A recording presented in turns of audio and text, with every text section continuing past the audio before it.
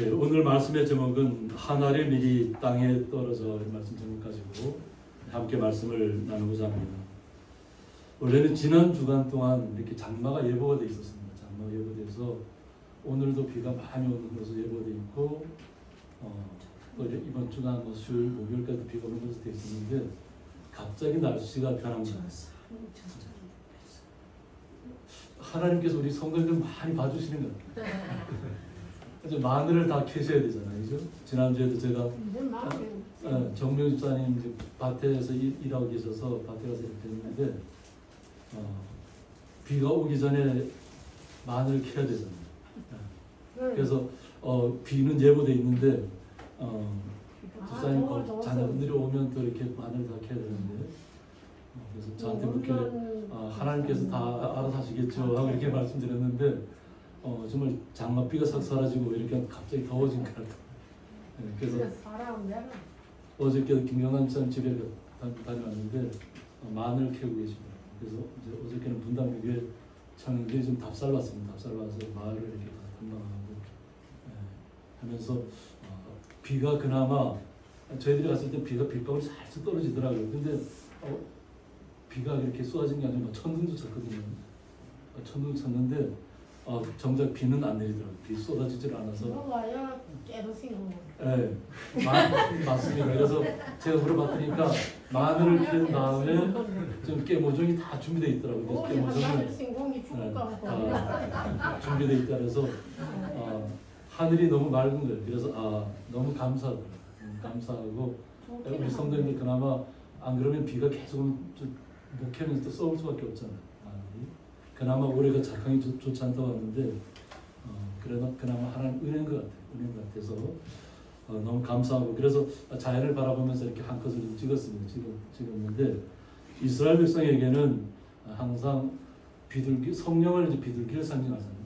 하늘에서 성령이 비둘기같이 내렸다 했는데 이스라엘 태극기를 그 국기를 갖다가 이렇게 비둘기에다 이렇게 그릴 정도로 이스라엘 백성들은 굉장히 비둘기를 어떤 성령의 그 비유해서 이렇게 좀 많이 대변합니다. 그런데 오늘 본문의 말씀이 시작되는 곳이 어디냐면 우리 마을로 이렇게 치면 이렇게 상승도 끝 지점이 이제 베다님입니다. 그런데 베다님이라는 마을의 이름이 가난한 자들의 마을이에요. 거기가 죽었던 나사로를 예수님께서 살리셨던 그 베다님이라는 마을인데. 6월절 엿새 전에 이제 6월절이 명절이 되면 뭐 세계 그 유럽 지금 유럽 전체에서 지금 딱 유럽이죠. 그런데 다 모여오는 거예요. 모여와서 명절 6월절 명절을 지내게 되는데 예수님도 마찬가지로 엿새 전에 그 베다님이라는 마을에 들어갑니다. 그래서 베다님이라는 마을에서 잔치가 벌어집니다. 잔치가 벌어지는데 거기서 이제 향유를 깨는 그런 역사들이 나타납니다. 또 그리고 나서 예루살렘의 많은 곳에 이제 예수님의 능력이 전파됐잖아요. 죽었던 자가 살아나고 지금까지 많은 말로 헤아릴 수 없는 많은 이적 역사들이 계속 전파됐는데 그리고 예수님께서 예루살렘에 들어오니까 어떻게 이스라엘 세계에서 호산나 하고 막 부르짖잖아요. 그러니까 대제사장이나 서기관들이나 바리새인들 입장에서는 어떻게 하면 예수님도 죽여야 되겠다. 더구나 예수님께서 죽었던 살렸던 나사로까지도 죽여야 되겠다는 마음을 갖습니다. 왜 그러냐면 죽었던 사람이 살아나서 있으니까 그것 때문에 막 예수를 더 믿게 되는 거죠. 그러니까 나사로도 어떻게 하면 죽일 수 없을까 하고 그런 생각을 하고 있는데 예수님께서 예루살렘 성에 입성을 하게 됩니다. 그래서 입성했을 때 또 어떤 분들이 그것을 예루살렘을 찾아오게 되냐면 헬라인들이 찾아오게 됩니다. 명절 때니까 요한복음 10장 2절 보면 명절에 예배하러 올라온 사람 중에 헬라인 몇이 있었다 그랬습니다. 그 당시는 어떻게 헬라인들이 다스린 시대라고 알려졌거든요. 로마가 다스린 시대였기 때문에 그들은 오히려 고위층에 있는 사람들이었거든요.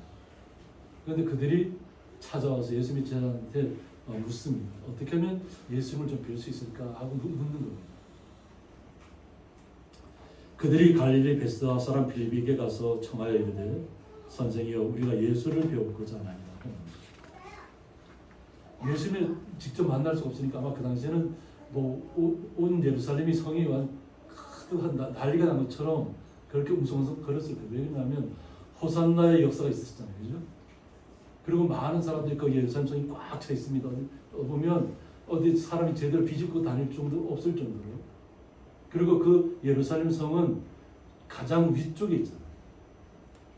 그리고 베다니로 가기 위해서는 또 밑으로 한참 내려. 그거 보면 우리가 그냥 예루살렘 성 하니까 이렇게 가까운 것처럼 느껴지는데 거기는 성벽입니다. 성벽. 외부에서 적이 못 쳐들어오도록 철저하게 막아놓는 곳이어서 굉장히 높습니다.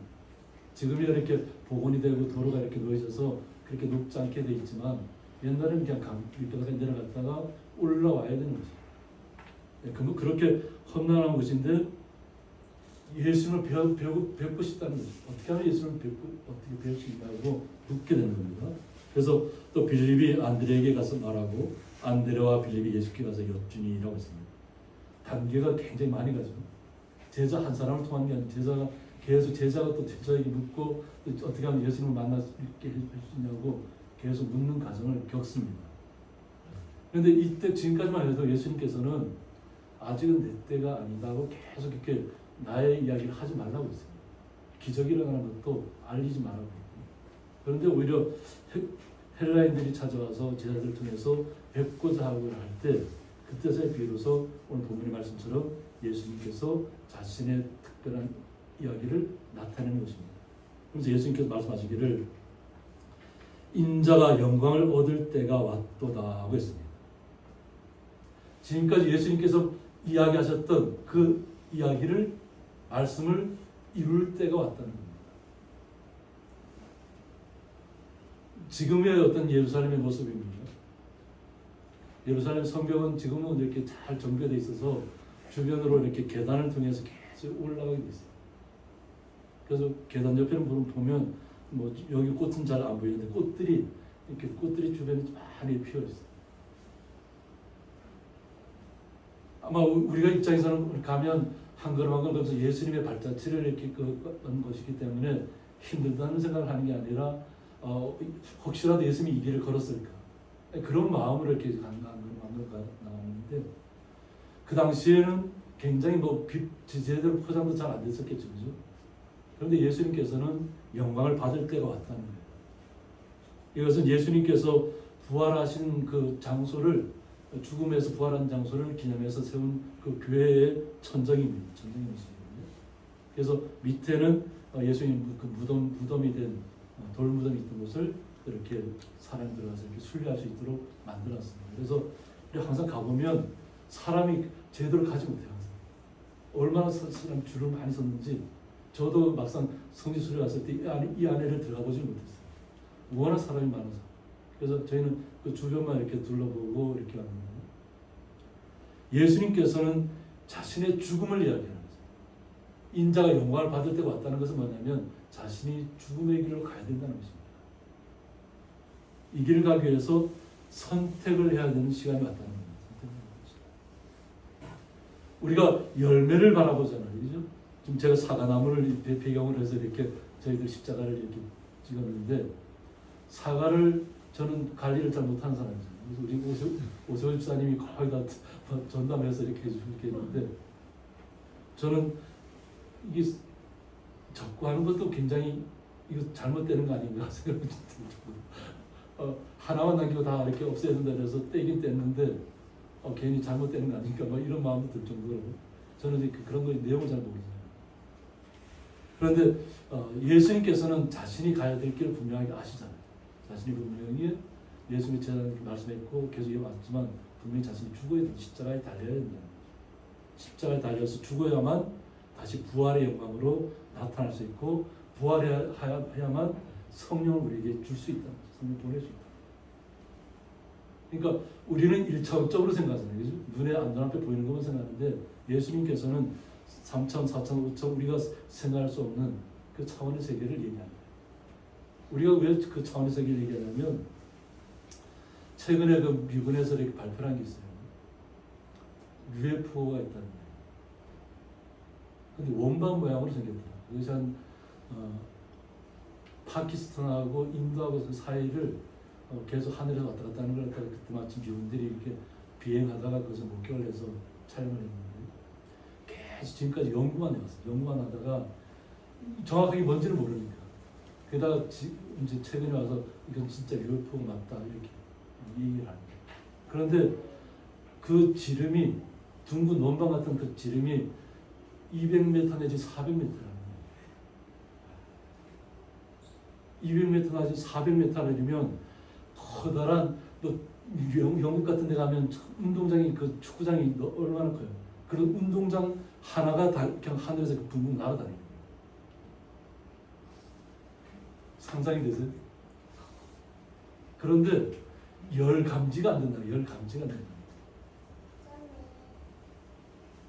보통은 이렇게 요번에도 뭐 비트 폭격기도 이렇게 나오고 있지만 뭐 요즘은 뭐 스텔스라 해서 이렇게 잘 레이더는 감지가 안 된다는 거예요. 그러나 계속 기름을 주유하면서 날아가잖아요. 그죠? 그러니까 계속 그 열은 발사가 되고 있다는 거예요. 그런데 비행 물체가 열이 감지가 안 되는 물체가 한 운동장 하나만 한 것이 휘청이 왔다 갔다. 파키스탄이라는 나라를 갖다 인도를 갖다 하늘에서. 그러니까 전 세계를 다 할 수도 있는 거예요. 근데 우리만 모를 뿐이죠. 하늘에 그런 게 둥둥 떠다니는 거죠. 그러니까 우리가 생각하는 것하고 세계는 넓고 넓습니다. 그래서 보통 그걸 연구하는 분들은 원통형이라고 해요. 12차원의 세계라고 하는데 우리가 갈 수 없는 우리가 3차원, 4차원까지는 얘기하지만 12차원까지는 얘기를 못하잖아요. 그냥 학자들이 그렇게 우주가 그렇게 돼 있습니다 하고 자기들이 한 12차원 원통형으로 됐다. 근데 또 어떤 모양으로 되는지 우리는 정확히 모르는 거죠. 그런데 우리가 생각할 때 우리의 삶 속에서 마늘 심을 때 한번 돌아가 보세요. 마늘 하나를 한쪽을 갖다가 심으면 몇 종 마늘이 나오죠? 6종 마늘이 나타납니다. 분명히 심기는 하나를 심었잖아요. 그죠? 분명히 하나를 심었는데 그 6종 마늘이 돼서 나타나는 거예요. 우리는 흙을 만들 수 있나요? 우리 스스로? 우리는 씨앗도 하나 만들 수 없고 흙도 만들 수 없습니다. 있는 것을 활용할 뿐입니다. 그런데 오늘 이제 하나님의 미래에 대해서 예수님께서 비유로 듭니다. 이게 미래 씨앗인데 우리나라는 옛날에는 보리를 많이 심었죠. 근데 요즘 보리도 많이 안 심잖아요. 보리도 그냥 거름으로 사용하려고 심고 요즘은 워낙 양식이 남아도니까 보리까지는 미리 손이 안 가는 거예요. 또 보리쌀은 또 비싸잖아요. 우리 옛날에 쌌는데 지금 보리쌀이 더 비싸고. 그런데 이 밀이 이 상태로 지금 우리 눈에 보이는데 그대로 있으면 어떻게 될까요? 열매를 맺을 수 있을까요? 없을까요? 열매를 맺을 수 없다는 거예요. 그런데 이 밀 하나를 그 연구한 분들이 관찰해서 보니까 이 밀 하나 안에 이렇게 다양한 모든 것들이 다 골고루 다 들어가 있어요. 그래서 생명이 있다는 거예요. 겉으로 볼 때는 생명 없는 것처럼 보이지만 이 안에 생명체가 그대로 유지되고 있다. 그런데 이 생명체가 유지되는 상태로 그냥 있으면 열매를 맺지 못하지만 이것이 땅에 떨어져야만 열매를 맺을 수 있다. 그러니까 예수님께서 비유로 말씀해 주시는 거예요. 내가 진실로 진실로 너희에게 이르노니 한 알의 밀이 땅에 떨어져 죽지 아니하면 한 알 그대로 있고 라고 했습니다. 만약 밀을 갖다가 파종했는데 그냥 돌 위에 떨어지면 어떻게 될까요? 안반 위에 떨어졌으면 어떻게 될까요? 열매를 맺을 수 있을까요? 없을까요? 열매를 맺지 못하는 거죠. 그냥 있다가 그냥 새들이 와서 쪼아먹겠죠. 그런데 죽으면 많은 열매를 맺는 거예요. 죽는다는 얘기는 이 한 알의 밀이 썩어져야 된다는 거예요. 자기 형체가 사라져야 된다는 거예요. 자기 형체가 사라지면 열매를 맺을 수 있다는 것이죠. 이것은 빈센트 반 고흐의 수확하는 사람이 있는 밀과 풍경입니다. 그러니까 하나의 밀이 땅에 떨어져야만 열매를 많이 맺을 수 있다는 거예요. 그래야 수확의 기쁨을 누릴 수 있다는 것입니다. 그러니까 저희들이 다음 주가 맥주 감사 주일인데 저희들은 뭐 밀도 안 하고 보리도 안 하니까 마늘을 갖다가 이렇게 맥주 감사 줄 때 많이 하거든요. 오늘도 배현진 집사님 장성희 집사님 가정에서 마늘을 먼저 캐셨던 것 같아요. 그래서 좀 오늘 미리 가져오셨는데 때가 있다는 거죠. 우리 아까도 정경 집사님도 얘기하셨지만 마늘을 캐야 뭘 심는다고 다음에 깨를 심는다. 그러니까 때를 놓치면 안 되는 거예요. 때가 장마철이 돼서 만약 그 마늘을 못 키면 어떨까요? 그냥 썩는 거예요. 밭에서 썩어도. 그러면 그 다음 작물도 심을 수가 없고. 그것처럼 예수님께서 비유로 든 건 뭐냐면 그냥 우리가 있는 그대로 하나님의 일, 우리 형체 그대로 있으면 그냥 나 한 사람 혼자는 만족할 수 있을지 모르지만 다른 사람에게 영향을 줄 수 없다는 거예요. 그래서 우리가 썩어져야 된다. 우리가 내가 먼저 죽어야 된다. 그러니까 우리 입장에서는 내가 먼저 나를 낮추고 나를 겸손하게 하고 내가 섬기는 자의 입장에 가야 된다. 이것을 오늘 예수님께서 비유로 들면서 자기의 생명을 사랑하는 자는 잃어버릴 것이라고 얘기합니다. 우리의 생명이 제가 얼마나 귀해요. 그런데 나의 생명을 사랑하면 잃어버릴 것입니다. 자기를 사랑하는 것이 당연한 것인데 오히려 자기의 생명을 사랑하는 자는 잃어버린다. 그러니까 우리가 이거 비유를 잘 이해하셔야 됩니다. 나를 사랑하지 말라는 얘기가 아니라 내가 귀하면 우리 주변에 있는 분들도 귀하다는 거예요. 남편이 귀하면 아내도 너무 소중하다. 이거 뭐냐면 내가 귀한 만큼 상대방은 더 귀하다고 내가 스스로 인정할 때 내가 존귀함이 나타나는 것이지, 나만 존귀하고 나만 뛰어나고 나만 특별하다 생각하고 다른 사람은 나보다 못하다 차별하면 어떻게 될까요? 그럼 하나님 나라에서 우리는 하나님 나라에 이어받을 수 없다는 거예요. 잃어버린다.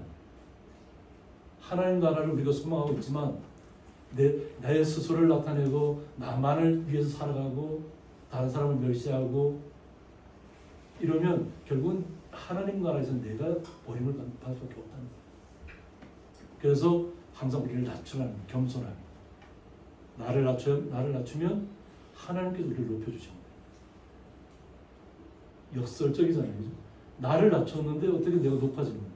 그건 하나님만이 하시는 거예요. 그래서 이 세상에서 자기의 생명을 미워하는 자는 영생하도록 보존하리라고 했습니다. 자기의 생명을 미워하면서 이 세상에서, 이 세상은 한정되어 있잖아요. 영원하지만 하나님께서 보존하시면 영원하지만 우리의 육체는 어떻게 유한해 한계가 있다는 거예요. 노아 같은 경우도 홍수를 겪고 나서 350년 동안 더 살았다 했잖아요. 그러니까 그 당시에는 뭐 500세, 600세, 뭐 900세 이런 건 300세는 기본이고 900세도 기본이고 969세도 살잖아요. 근데 결국은 유한한 인생이에요. 육체는 유한한 인생. 우리에게는 중요한 건 뭐냐면 하나님의 나라가 소중한 겁니다. 그냥 이 땅에 있을 동안에 내가 아둥바둥하면서 이 땅에 그만 움켜쥐려고 하면 영원한 생명을 잃어버린다는 거예요. 빼앗긴다는 거예요. 그래서 내가 소중하면 우리 주변에 있는 분이 바로 소중한 것을 느끼셔야 될 게 있습니다. 한번 이렇게 사랑스러운 눈길로 한번 옆에 계신 분을 바라보세요. 얼마나 소중하고 아름답고 귀하고 존귀하고 놀라운 분들인지를 내 주변에 있는 분이 그런 분들이라고 생각하십니다.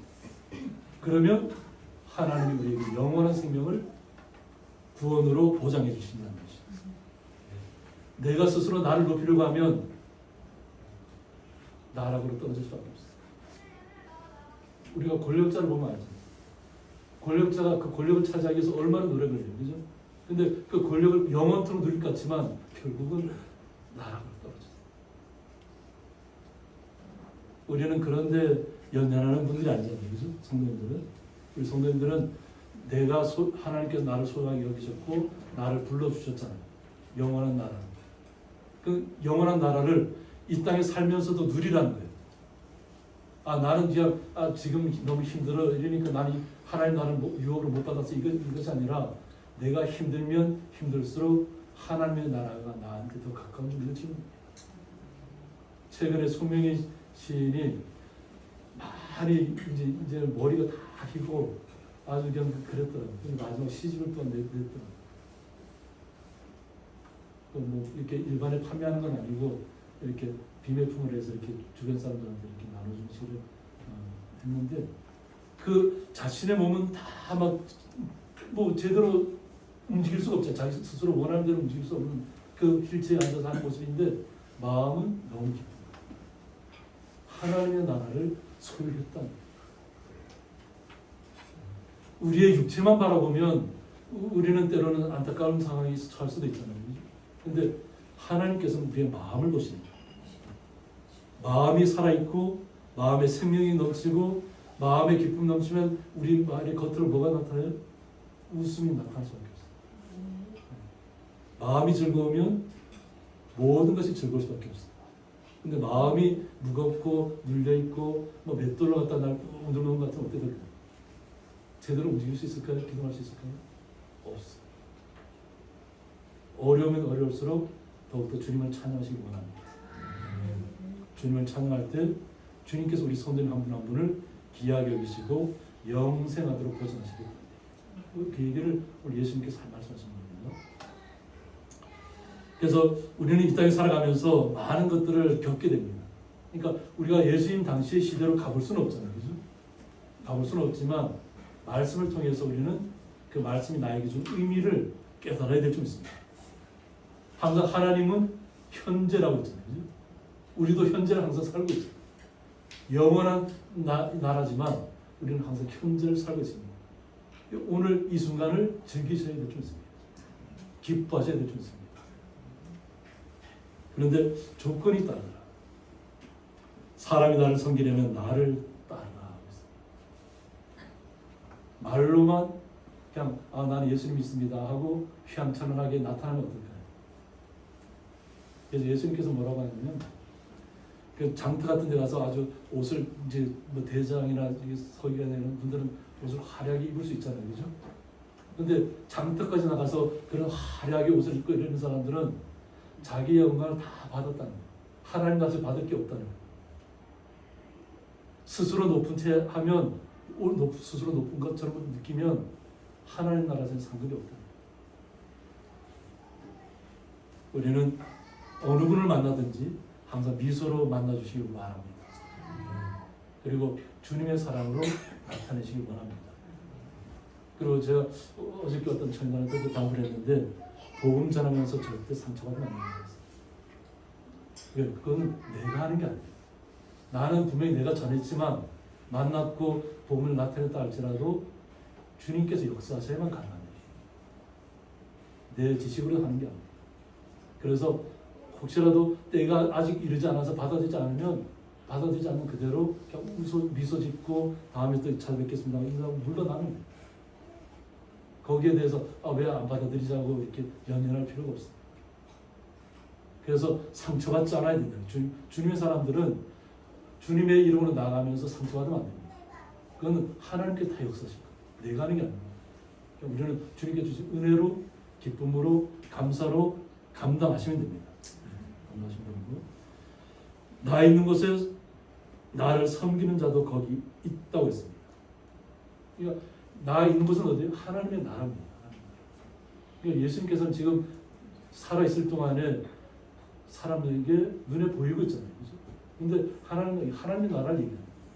내가 죽고 나서 부활해서 하나님 나라로 너희들을 다 이끌 것이다.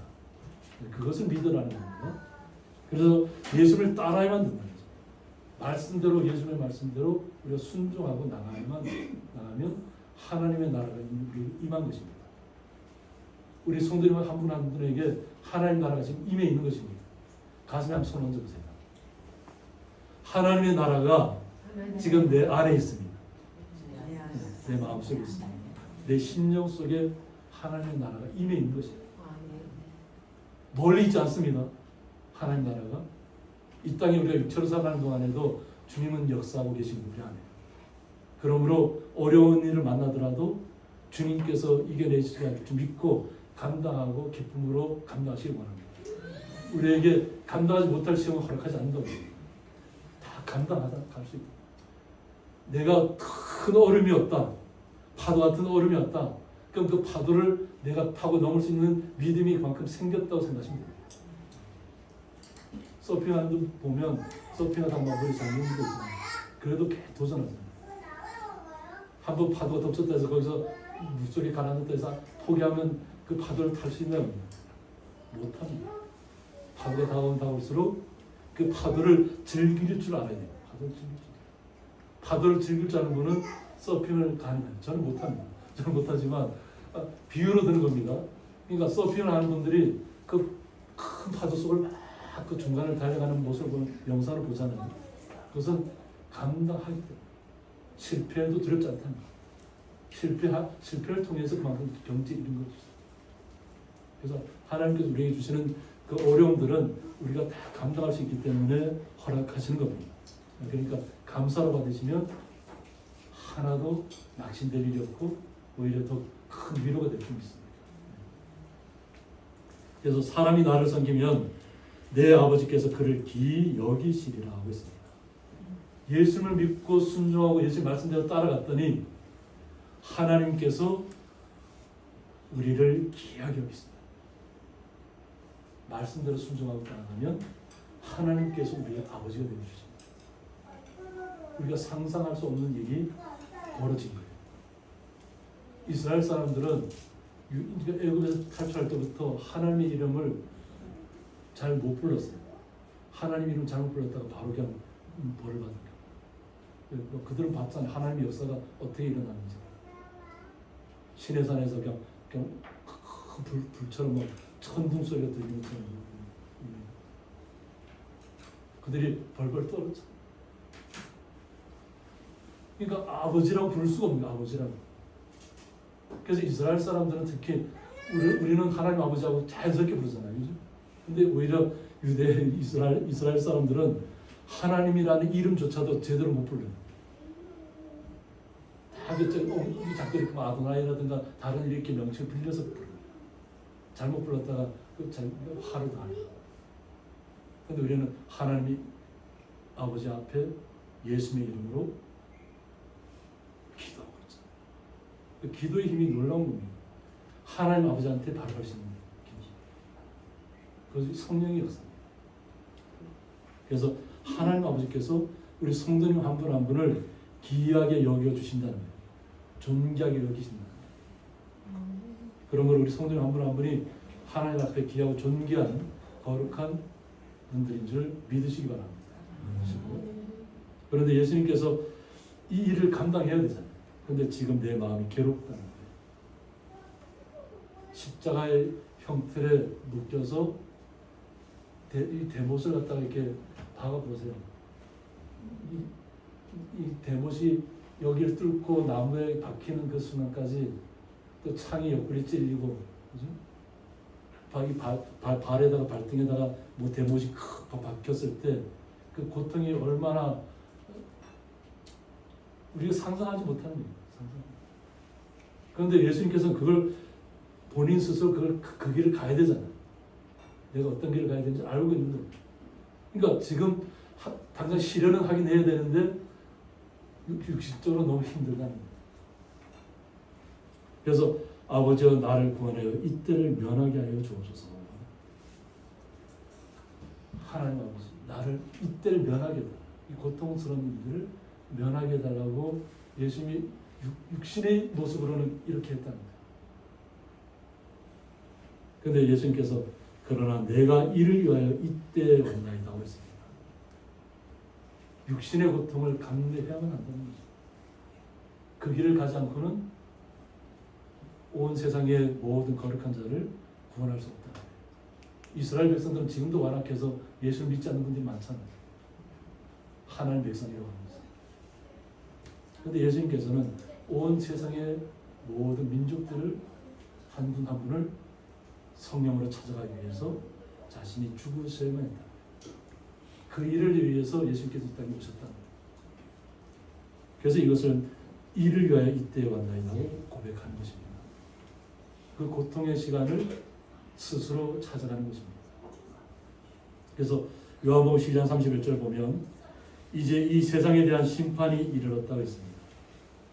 이 세상에 대한 심판이 이르렀는데 이 심판은 뭐냐면 이 세상의 임금이 쫓겨나리라고 했습니다. 그러니까 이 세상의 임금은 아르콘트 코스모라고 해서 세상은 하나님에게 도전하는 악의 영역을 상징합니다. 하나님에게 대적하는 악의 영역. 그래서 결국 세상을 어지럽히는 공중 권세 잡은 자, 즉 사탄을 뜻한다는 것입니다. 그러니까 사탄이 지금은 이 세상이 공중 권세 잡은 사탄이 있는 곳이에요. 그럼 하나님께서 이 사탄을 다 이제 무적행으로 집어넣을 때가 됐다는 때가 있습니다. 그래서 예수님께서 우리에게 말씀하시기를 36절에서 너에게 아직 빛이 있을 동안에 라고 했습니다. 너에게 아직 빛이 있을 동안에. 빛이 뭐냐면 예수님이 이 땅에 계시는 동안이라는 거예요. 그래서 예수님께서 우리와 함께하고 계시는데 빛을 믿으라고 했습니다. 그리하면 빛의 아들이 되리라고 했습니다. 그래서 이 빛의 아들은 히오이포토스라고 빛을 소유한 자손이라고 합니다.